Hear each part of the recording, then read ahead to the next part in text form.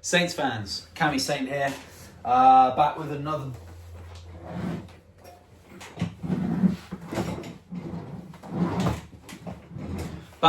video. Liverpool review. Where to start, man? Jeez. Okay, so Liverpool, we lost 3-2. I didn't watch this game. I was busy once again, so I couldn't had other plans, so I couldn't watch nor listen to it. So I don't have any sort of first-hand reaction, and I've been sort of putting this video off for a while, basically because not really sure I have much to say on it, to be honest. Not having been there, nor watched it, nor listened to it. However, my next few videos will be really good because I'm actually going to Brighton tomorrow to watch the game. So I'm going to the Annex, I'm going to watch Saints tomorrow, and then I'll have a proper decent review on the Saturday. However, talking about the Liverpool game, it was a good start. It was good. It was fine. Like, it's 3-2 against arguably the best team in the country, because it's definitely not Man City anymore. And we gave a good account of ourselves. We scored 2 goals, which is 2 more than I thought we'd get, and from 2 goal scorers that you sort of expect to see on the score sheet now and again. Obviously, Adam Armstrong you expect to see because he's the top goal scorer last season. Fernandes, he's the budding young talent getting into the team, breaking into the team. And yeah, we scored 2 goals. Well, unfortunately, McCarthy decided that, we didn't need 3 points today, so he sacrificed himself and gave 2 goals away. And I think there's got to become a point in a player's career where if you cock up that much of work, you shouldn't be rewarded. Like I'm not saying start Joe Lumley. I think surely because Bazunu is now sort of back on the grass again, just stick him out there with half an Achilles and he'll do twice as good a job as McCarthy does. I'm just sick of seeing the man in the goal because he had a great performance in the playoffs, and he had a great performance in the playoffs. So everyone was like, "Oh my God, McCarthy's insane! I'd be happy to go into the Premier League with McCarthy in goal. It's fantastic. Oh, give him a new contract." Everyone was buzzing. And I was like, that shouldn't, 2-3 good games shouldn't reward you for 7 years of mediocrity. So basically, I decided that. We shouldn't be rewarding that sort of thing. And now we've paid the price. And McCarthy let 2 stupid goals in. Now I'm gonna do an impression in a minute of, I'd say, at least 60% of the fan base. Okay, right, ready for this? Oh, Russell Martin needs to go. He needs to go. We keep passing it out from the back and it's not working. McCarthy made a silly mistake and he rolled it out to the defender in the box and that's all Russell Martin's fault, and Russell Martin needs to go, and I'm sick of seeing it. I'm sick of McCarthy and the players making mistakes and then it's all Russell Martin's fault. Where? Fuck me. Sorry. Probably get the video taken down for that. You're not allowed to say certain things on YouTube anymore. Yeah, but anyway, that's my impression of, I'd say, about 60% of the fan base. I'm honestly sick to death of seeing people blame Russell Martin for these sorts of things. I get the play style, right? Playing it out from the back, and it works, right? It's worked every now and then. But at the same time, like, we can't just keep recycling the manager and just getting rid of the manager and getting someone else in. Oh, it doesn't work. 18 months later, get rid of him, get a new one. Oh, that doesn't work. Get rid of him, get a new one. And like, you look at, if we had got rid of him, right, before Leicester got rid of their manager, we probably would have ended up with what's his name, Nistelrooy. And I don't think that's going to really work out for Leicester. I think they're probably going to have a bit of a stinker because he's very, very he was Man United manager for 2 weeks, and Leicester fans are already bigging it up. But it doesn't matter. It doesn't matter, because we 100% should stick with Russell Martin, because the players like him, they trust him, and the system works, right? It worked because we went 2-1 up, and arguably that first goal, not Russell Martin's fault. And not even arguably, blatantly is not his fault. McCarthy, I was a goalkeeper for near on 10 years, and I got to a semi-pro level, right, goalkeeper. Pretty good, right? And McCarthy, that's his career. That's what he gets paid to do. And the guy's rolling it out in the box to a young player surrounded by £100 million footballers.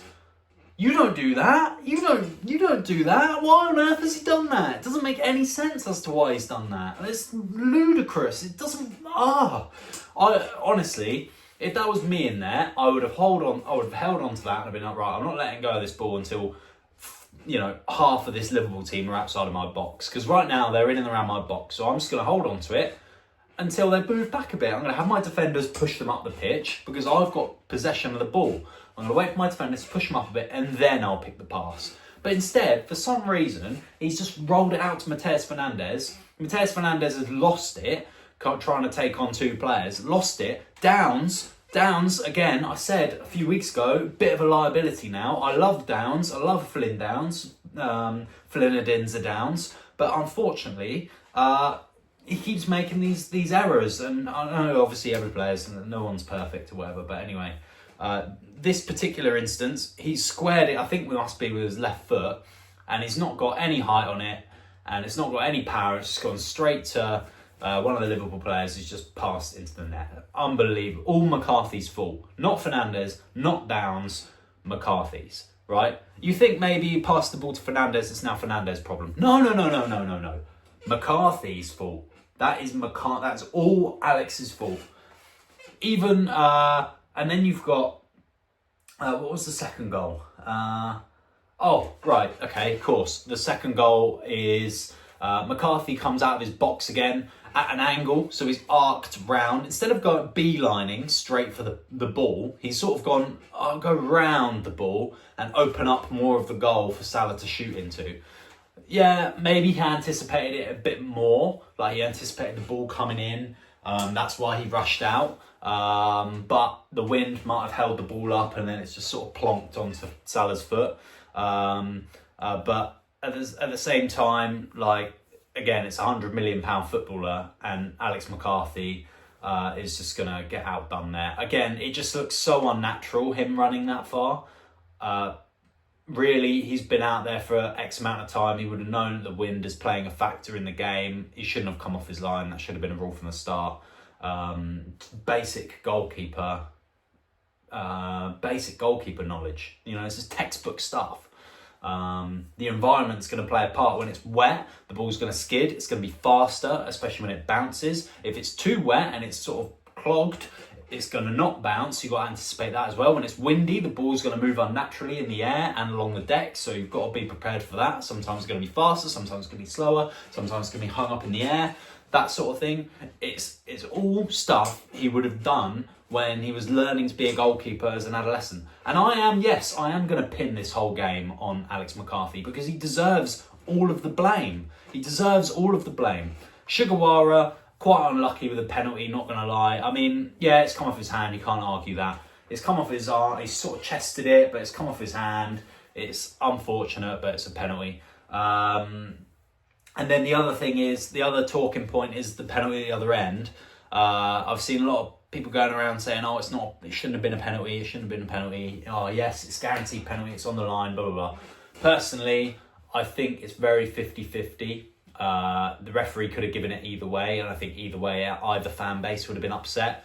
We're just lucky that it went our way for a change, which is nice. I mean, you might be able to argue that whatever his name is, Andy Robertson's toenail might have been on the white line. There's not enough there to say it's not clear and obvious. But then it's the same the other way around. Like you can't, there is enough there for it to say, so we're just lucky, very lucky. I think Dibbling sort of jumps over a little bit, makes a bit more of a meal of it, which maybe swings it more of the referee's opinion that it's a penalty, which is great. You need players like that are going to attack the box and win fouls. It's the sort of thing I wish Sulemana would do, and the sort of thing I'm sort of hoping Cornet would do. But Dibbling does it very well. And Adozi, when he first joined, used to do that quite a bit, just attack the box with flair, which is great. We just need more players like that. We need strikers that can do that. Every other team in this league has a striker that can win fouls in the box. You know, just look at like Evan Nilsson, like for example, like they bagged him, Bournemouth have bagged him, and he's quality, and he just does that. You know, we don't have like a striker like that. It's just painful. I mean, what other talking points are there? Obviously got Big Paul. Everyone loves Big Paul. I think I saw something somewhere where it's like Big Paul's like a fan that's won a competition to play with the first team, and everyone loves him for it, which I love that analogy, which is great. I want Big Paul to score a goal. The fan base loves Big Paul. They love the story of Big Paul, and he's just playing with absolute freedom out there. Like he's hitting no-look passes, and he's hitting step-overs, and he is a proper it's such a weird blend, like having a lanky forward that can hit like skill moves like that. It's just so funny. It doesn't look natural, is what maybe I'm trying to say, but at the same time, yeah, it's funny to see. And yeah, otherwise that's probably about it, to be honest. I mean, our goals were pretty good. The penalty was awful. I thought Adam Armstrong's penalty just sort of, I think it goes down the middle. It's pretty crap, to be honest. Go for one of the corners or hit it up high, like where the goalkeeper can't get to it. But our penalty's been crap. Like, get someone else on it, because that was down the middle. We were lucky he got the follow-up in, because even that looked like it wasn't going to go in either. And that would have been annoying, because, how many penalties have we had this season? 2 penalties, and we've missed them both, so pretty crap there. But and the other goal is really good.